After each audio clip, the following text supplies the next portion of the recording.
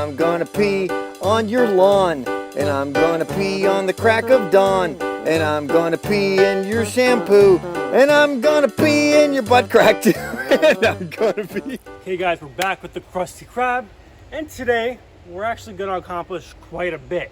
So we actually started working already to see if we had enough to actually get done for the day to make a video. So here we pulled out the two stock trans fitting plugs. So they're not plugs, but they're fittings or whatever. And we're running into an issue with not having a compression fitting to go into here so we can attach the 5/16 new line. So that's what we're running. But I took these out and I went into my trailer full of my parts, my goodie stash. So being a hoarder worked out. These two right here have been just, look, normal people would throw this stuff away, right? So I kept this stuff just in case I'm gonna need it, because I know one day I would need it. And that's what the typical hoarder says. But you take one of these, dash 6 goes in perfect. We put this other end into the transmission case, and it's the exact same thread pitch. So now we can connect both of these to the transmission and then run our new 5/16 line, which we have another like 10 foot worth of a roll. So I have to just pre-bend the other one, put it in here, clamp it down, put it right there to the trans cooler, and guess what? Trans is officially hooked up. This was like the biggest issue that kind of prevented me from working on this car, because I'm like, I gotta deal with buying fittings now on eBay one by one, getting the wrong one, then having to figure it out. But you know, God looked out for me today. The Nova birds and the Nova gods, they looked out for me for once. So thank you. We're finally making progress, and we can finally scratch this thing off the list too. But fuel line, we got that done as well. So we got this done, got that mounted up, just temporary. We still need the fuel line right there to there. That's the fuel pump main line. We also got intake coolant sensor plugged in and connected to the gauge. And we also have right here the brass wire, or brass line, going to the oil pump, oil pressure sensor in the dash. So that's connected to the sensor fitting as well. We cut that down, we use the compression fitting, and that's good to go. So all three of the holes are getting plugged up today. So right now we're just gonna what are we gonna do next? So this, we got super lucky, we really did. What are we gonna do now? Let's just slap the lines on now. So I have to clean the threads on the case, Teflon tape this. This has to go on first, tighten those up. You gotta do the upper one first and then the lower, because you can't tighten the bottom one until you get the top, because it's a weird position. So we gotta take these stupid lines out of the braided part and Teflon, tighten it up one by one. This one's already pre-made, so we're good there. So fuck yeah, catch you guys back in a couple minutes. All right, dudes, as we were wrapping up the Teflon, I mean, this one looks okay, but I just noticed this one, you know, a second ago, and I gotta show you guys. So look at that, look at the piece of metal in there. If I didn't notice that and we started that thing up, we would have had straight up metal in the trans. How do you get this out? I need something pointy. Want my knife? What the? Yeah. Dude, I can't believe I caught that. That's like from manufacturing or threading, or when they tap it and stuff. What? That right there could have destroyed the Nova. Damn. Krusty Krab, we can't let you down. That's how they keep you coming back for parts. You know that's the name of your car, right? Krusty Krab? Why? Let me tell you why. Because this car is pretty damn crusty, is it not? When we first got this car, this engine was disgusting. It's haggard. It looked like crusty rust. And it still kind of is. Look at the overspray, the random colors, just worn out shit, all the rusty stuff. Just a young kid's Nova. This is why it's the Krab. See the red, the factory maroon? Yeah. A Krab is what? Red. So Lobster. it's a factory Krab car, and it's crusty now. You don't want to call Larry Lob? Larry, Never mind, just Larry with the big knob, the big block. Yeah. All right, we got the metal out of here.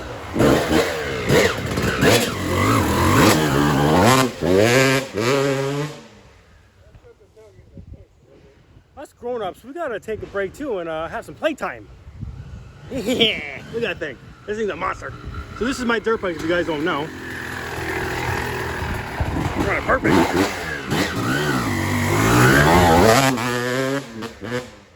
Yeah, there's definitely not enough room here. But that thing cranks all the way through. Power band's nasty. You don't need to leave first. You can't leave first gear. What? You can't even leave first.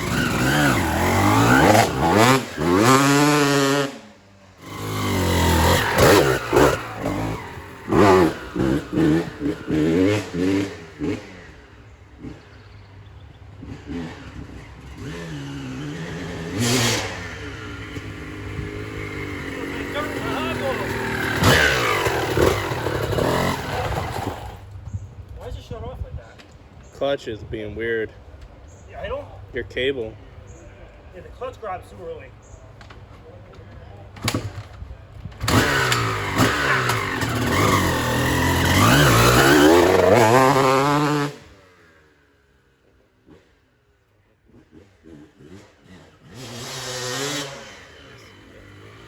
Yeah. That sounds good.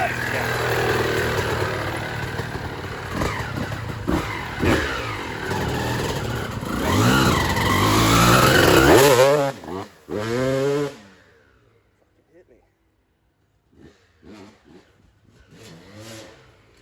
Oh yeah.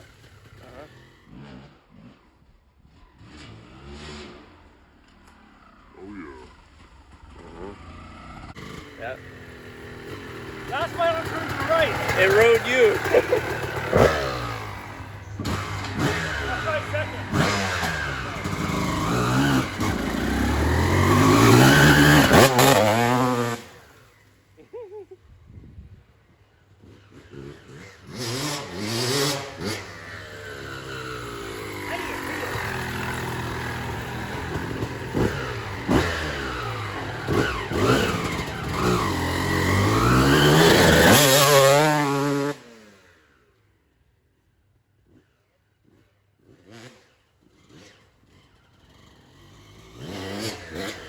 Get one more.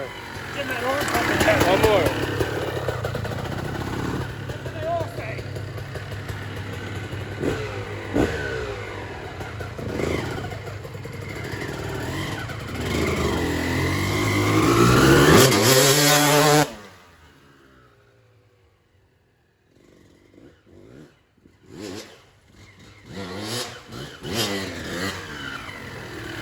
Rip started sticking.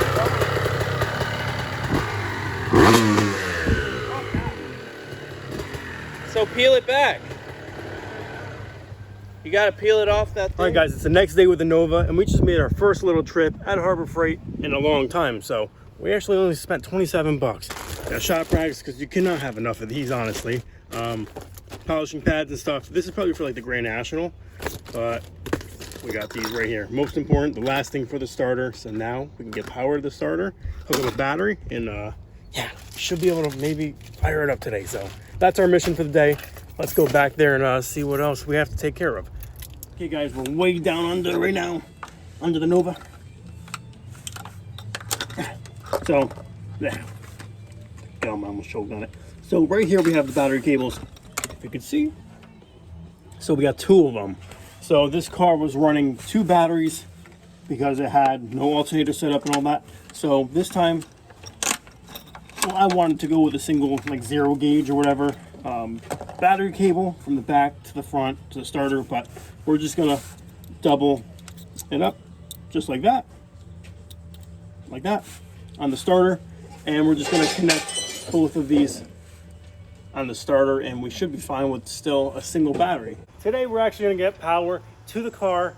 So we made a lot of progress to get to this point. So right now we're just trying to figure out a little bit of diagnosing with the test light right here. So let me show you guys what I've started so far, just so you guys understand the issues that I'm dealing with at the moment. So first, we got the starter wires done. We got both right there. You can see, it's a little tough to see, but we got them on the main post of the starter, and we got the accessory wire going to the power on the big stud. Then we have the small accessory signal wire for the ignition switch. We got that hooked up, but it starts with the battery right here. We don't have, well, right now I'll just connect it because it's safe to connect. It's a little loose, but there we go. So we'll hook up this test light, show you what we're working with. And I did kind of get a little head start on this project just to make sure I knew what I was doing. But right here, we got power. As you can see with the light, bing, bing. So here's what I actually got a head start on. So this is the ignition switch. There's one and there's two. So the hole is right here for the firewall, and the other hole is right here for the firewall. And that's where they had a switch on each side for like drag strip pit area. Just crank it, boom, boom, mess with it right there. So it's pretty much plug and play. It was red wire right here, cut, red wire right here, and that goes to the starter. So if I hit that, there we go. It's cranking. So we got a little low battery volts, or the terminal's just a little bit loose, but we got power to that. And then with the speaker house wire and stuff, we got the brown and yellow, which it was like that. And I had the ignition switch. I didn't know where it went because nowhere else in the car has the brown or yellow. So it's all tied in. And the best way to get it back to running like it did before was kind of just color match the wires to the way they were before. That's why I kind of hate cutting into too much stuff and removing stuff as it's not running. So if you're going to remove anything wire-wise, it has to be kind of one at a time. So we fished that wire through here, and now we knew where the switch goes. So if I hit this, ignition should work. There we go. So fuel pump does work. I hit the switch. I don't know why the color is so crazy, but we hit this fuel switch, and fuel did actually come out of the pump right there, the line, which you still need the rubber hose. So that worked. And it also made a sound too, so it was a little motivating. But fuel does work. This is ignition, I believe, because I had it off and I turned it on, and then we had power, and off, no power. So kind of think it's ignition coil.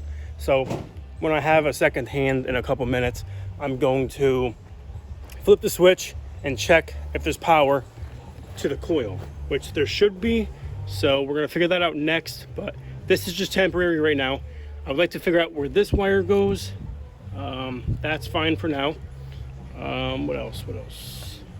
I'm gonna figure out if there's power going to any of these other wires. I don't know why the light's so messed up, damn. But this is what we're dealing with over here. So I don't know where this goes. It's a little hard to figure out where they go because, you know, speaker wire, and it's just kind of tapped into 5 other things. Like, look, that's a weird connector. I don't like that. So I have some of them actually listed, like fan. So if I turn this on and I hook up the power to the fans, which I already have them grounded, I had this in the trunk. So just a plug right there, grounded that, and that's a red. So I kind of have to find something that was cut that's red in the trunk or in this box, which we removed. But yeah, it doesn't really help that it's mostly all red. So this might actually, I believe it goes here, maybe to a positive here, because this post right there, number C, has nothing in there. So I'm actually going to connect a wire from this, crimp it, run it along the fender, put it to the empty slot right there, which does have power with the test light, and then we hit that switch, the fans should work. So let's hook this up and give it a shot. What up, guys? Krusty Krab. We made some more progress today. Like I said I would, we did. So let me connect. We did a little bit of wiring. Wiring is not my forte. It's kind of like my weak point with cars. It's just, it's way too hard to, you know, put it back the way it was before, because it's obviously easy to take it apart then put it back together. The only issue we're having right now at the moment is when we have the battery connected, we're not getting power to the 7AL box. So that's for the ignition, the coil, especially with the switches turned and all that, but we did everything else. So come over here. There's a bunch of wires that we really don't know where they go, like that, but we should be able to figure out the next video, I guess. But this green wire we have running to the power block, so where there's power going there, it's going to the coil, but I don't trust that. I don't want to do that unless we have power going to the actual MSD box as well, like it's supposed to. So there's a green light and a red light. Red light is for ignition, power, and then green light is for battery. So it's supposed to have power on that box, and the light should be lighting up. And if it's not, I don't want power to the coil without that. So we made a little bit of progress on some other things. So first, let's see if this works. Oh, it doesn't. Battery connected or? Wait, wrong one. Wait. Oh, you're Nope. squirting gas Yeah. everywhere. That's the fuel pump. Let me know if this works. We got fan action. We got blowjob action. Okay, so this is the next thing, the most important. It sat for a while without cranking over, so it's a little sticky. Might take the plugs out, throw a little WD-40 in there just to ease it in. You know, it's been a while. So we gotta charge the battery up, but hey, we got the fan, we got the fuel pump, and we got starter action. So what's the next thing to do, honestly, on this? So we just need, I think, ignition power and good enough volts. Just make sure everything's safe. We need the fuel line. We got to get that for the next video. And we still need the water pump line right here. So if we do fire it up, at least there's water in the thing.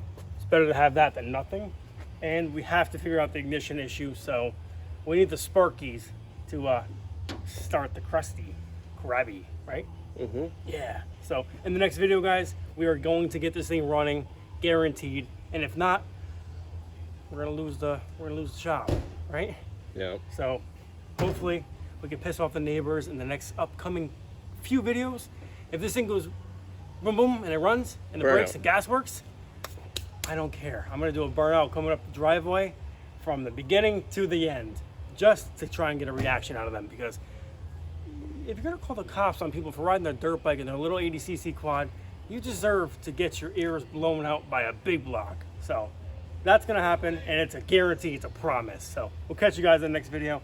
We made a bit of progress, so for the people saying we make no progress, go screw yourself, right? Yeah, when you're doing it in real time, it's not as easy as a video. You work a YouTube normal video. job, and you gotta wait for parts, and then you run into issues. But look at that travel. Yeah. See you guys next time.